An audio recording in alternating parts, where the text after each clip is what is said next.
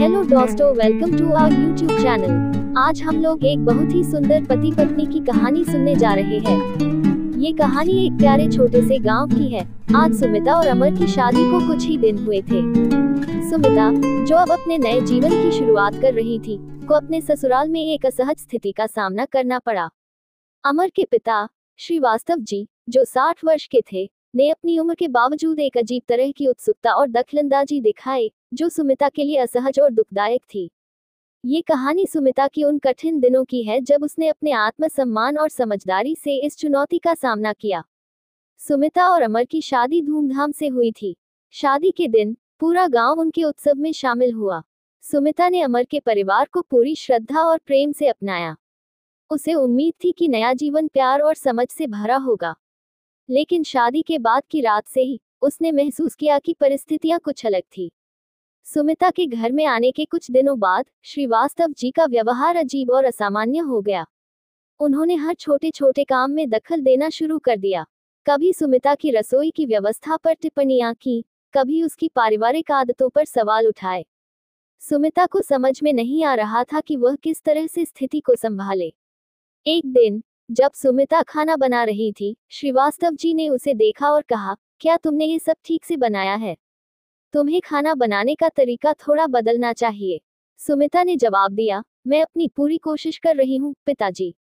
श्रीवास्तव जी का रवैया केवल आलोचना तक ही सीमित नहीं था। वे हर छोटे काम में हस्तक्षेप करने लगे थे, और यह सब सुमिता के लिए बहुत भारी पड़ रहा था। सुमिता ने अपनी समस्याओं को लेकर अमर से बातचीत की। उसने अपनी चिंता व्यक्त की कि उसके पिता का व्यवहार उसे परेशान कर रहा है।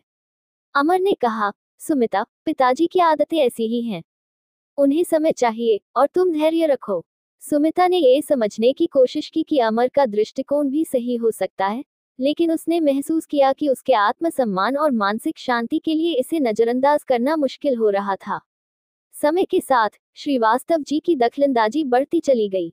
वे अपने विचारों को सुमिता पर थोपने लगे, जैसे कि वे उसकी जिंदगी के हर पहलू पर नियंत्रण रखना चाहते हों। उन्होंने घर के छोटे मोटे कामों में भी हस्तक्षेप किया, और यहाँ तक कि परिवार की बैठकें भी उनके नियंत्रण में आने लगी। सुमिता को हर दिन एक नई चुनौती का सामना करना पड़ता। कभी कभी जब श्रीवास्तव जी ने उसे सार्वजनिक रूप से आलोचना की, तो उसका दिल टूट जाता। उसने अपने आप को मानसिक रूप से काफी कमजोर महसूस किया। एक दिन सुमिता ने फैसला किया कि उसे इस स्थिति से बाहर निकलना होगा। उसने खुद को समझाया कि उसे अपने आत्मसम्मान की रक्षा करनी होगी। उसने मन ही मन तय किया कि वह किसी भी स्थिति में अपनी खुद की पहचान को नहीं खोएगी। सुमिता ने श्रीवास्तव जी से सीधे बात करने का निर्णय लिया। उसने धैर्यपूर्वक और सम्मानपूर्वक कहा, पिताजी, मैं आपकी सलाह का सम्मान करती हूँ, लेकिन मैं भी अपनी खुद की पहचान और स्वायत्ता की तलाश में हूँ। अगर आप मुझे और समय देंगे, तो मैं अपने तरीके से सब कुछ ठीक से करूंगी।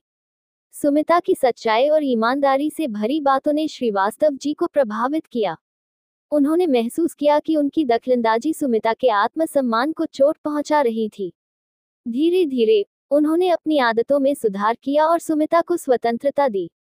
हालांकि ये परिवर्तन त्वरित नहीं था, लेकिन धीरे धीरे स्थिति में सुधार हुआ।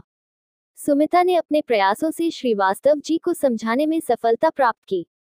उसने समझाया कि प्यार और सम्मान से किसी भी समस्या का समाधान किया जा सकता है। इसके साथ ही अमर ने भी अपने पिता को सुमिता की कठिनाइयों को समझने में मदद की। समय के साथ श्रीवास्तव जी ने सुमिता के प्रयासों और समर्पण को सराहा। उन्होंने उसकी कठिनाइयों को समझा और अपने व्यवहार में बदलाव किया। इस बदलाव के साथ सुमिता ने एक नई शुरुआत की और घर के माहौल को बेहतर बनाने की दिशा में काम किया। सुमिता की कहानी यह सिखाती है कि जीवन में कठिनाइयों और संघर्षों का सामना धैर्य, समझ और आत्मसम्मान के साथ किया जा सकता है। उसने अपने आत्मसम्मान की रक्षा की और अपने पति और ससुर के साथ एक बेहतर रिश्ते की ओर बढ़ी। उसकी यात्रा ने ये साबित किया कि प्यार और समझ से किसी भी परिस्थिति को सुधारने की संभावना होती है, भले ही शुरुआत में सब कुछ अंधकार में लगे। इस कहानी ने ये भी सिखाया कि हर व्यक्ति की स्वतंत्रता और सम्मान का महत्व होता है। सुमिता ने अपने आत्मसम्मान की रक्षा की और एक बेहतर जीवन की दिशा में कदम बढ़ाया।